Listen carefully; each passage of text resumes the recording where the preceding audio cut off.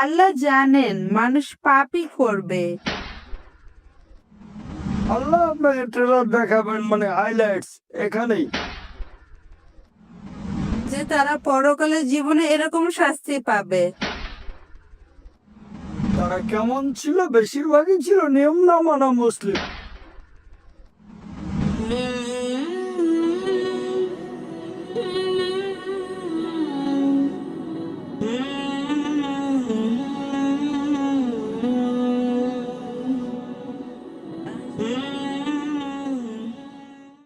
আল্লাহ জানেন মানুষ পাপই করবে।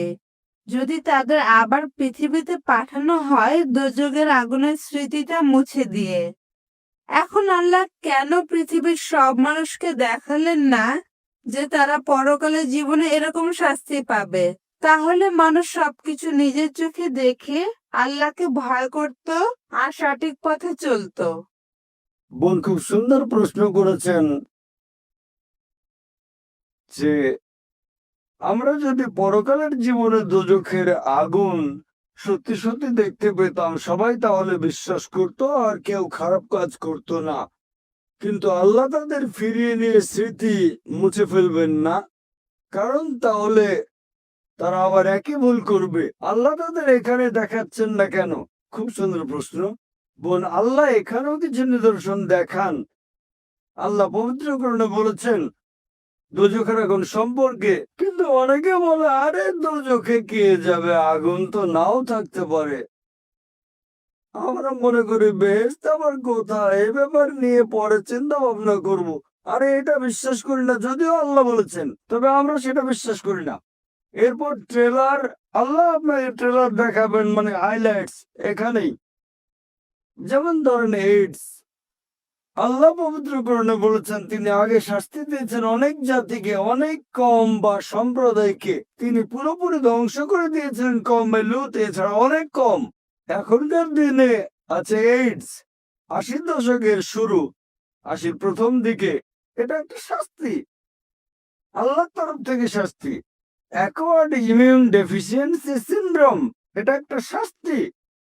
প্রথমে হোমোসেক্সুয়ালদের হলো, তারপর হেটারোসেক্সুয়ালদের হলো, যারা অবৈধ যৌনাচার করেছে। তাহলে দেখতে পাচ্ছি আল্লাহ তার নিদর্শন দেখাবেন, এই সব কিছু নিদর্শন। যেমন ধরেন বসনিয়া, এটা একটা বিপর্যয় বসনিয়ার লোকদের জন্য।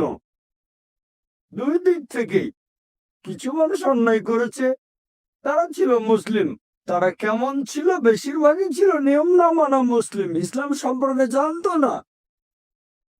আল্লাহ বিপর্যয় দিয়েছেন, হয়তো কিছু মানুষ ছিল ভালো।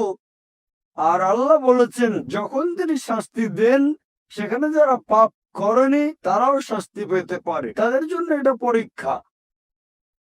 আল্লাহ যখন কাউকে বিপর্যয়ে ফেলেন সেখানে অনেকে হয়তো পাপী নয়, আল্লাহ পবিত্র গ্রন্থে বলেছেন এমনকি তারাও বিপর্যয়ে পড়তে পারে, তবে তাদের জন্য এটা পরীক্ষা।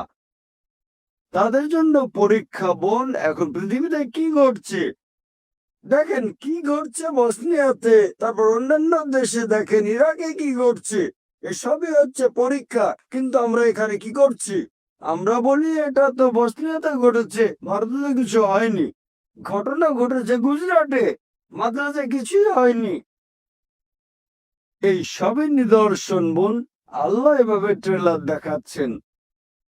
আর আপনারা যদি এই বইটা পড়েন, সর্বশেষ ও চূড়ান্ত আসমানি কিতাব পবিত্র কোরআন, তাহলে জানতে পারবেন তিনি আমাদের স্রষ্টা, একমাত্র তার ইবাদত করা উচিত। আর তিনি আমাদের যা দেন তাতে আমরা বলবো আলহামদুলিল্লাহ। আশা করি উত্তরটা পেয়েছেন।